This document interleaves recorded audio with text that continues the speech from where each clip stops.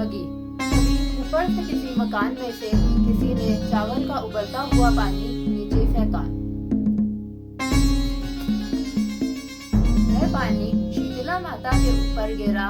उसके उबलते हुए पानी से शीतला माता के शरीर में फफोले हो गए। अपने घर के बाहर एक कुम्हारन बैठी हुई थी। उस कुम्हारन ने देखा एक बुढ़ी माई जोर जोर से चिल्ला रही है। उसके शरीर में जलन हो रही है और उसका शरीर में फफोले हो उठे हैं।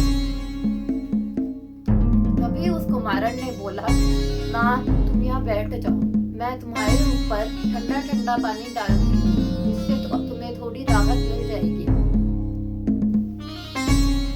तभी वह कुम्हारन बोली, मेरे पास कल रात की रखी हुई ठंडी राबड़ी पड़ी हुई है। जैसे ही कुम्हारन ने उस माता को ठंडी राबड़ी दी और ठंडी राबड़ी माता ने खाई, दही के साथ खाई, तो उनके शरीर को अंदर से राहत मिली। माता ने कहा कुम्हारन को कि मेरे सर में से जुए देख दे। जैसे ही वह कुम्हारन माता के सिर में से जुए देखने लगी तो उसको माता के सर के पीछे एक आंख दिखाई दी और वह देखकर कुम्हारन डर गई। वह इधर उधर भागने लगी। जैसे ही वह भागने लगी, माता ने कहा, बेटा डर मत, मैं शीतला माता हूँ। उन्होंने अपना असली रूप धारण कर लिया। वह शीतला माता के दर्शन करके रोने लगी। शीतला माता बोली, बेटा तू क्यों रो रही है?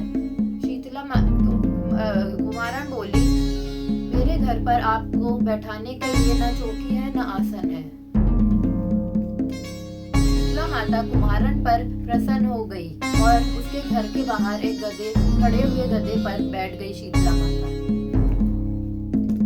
माता ने एक हाथ में झाड़ू लेकर उसके घर की सारी गरीबी को इकट्ठा करके बाहर फेंक दिया और शीतला माता बोली, मैं तेरी भक्ति से प्रसन्न हूँ।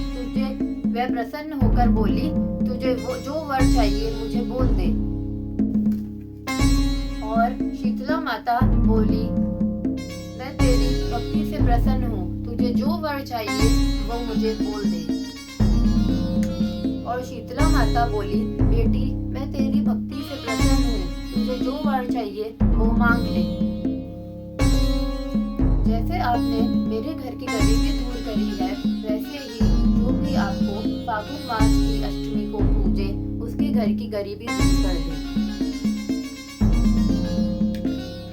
शीतला माता ने कुम्हारन को तथास्तु बोलकर कहा, इस गरबे का जल अपने घर की झोपड़ी पर चारों ओर छिड़क लेना।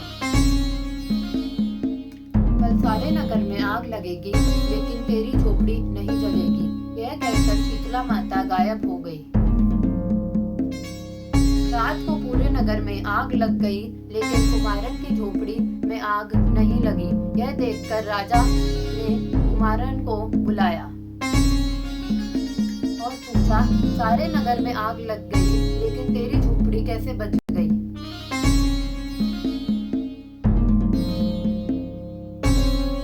कुम्हारन ने राजा को शीतला माता की सारी बात बताई। पर शीतला माता की कृपा हुई है। राजा ने ऐलान करवा दिया पूरे नगर में कि अष्टमी के दिन किसी भी घर में चूल्हा नहीं जलेगा और शीतला माता को बासी भोजन का भोग लगाया जाएगा। शीतला माता की Subscribe to my channel.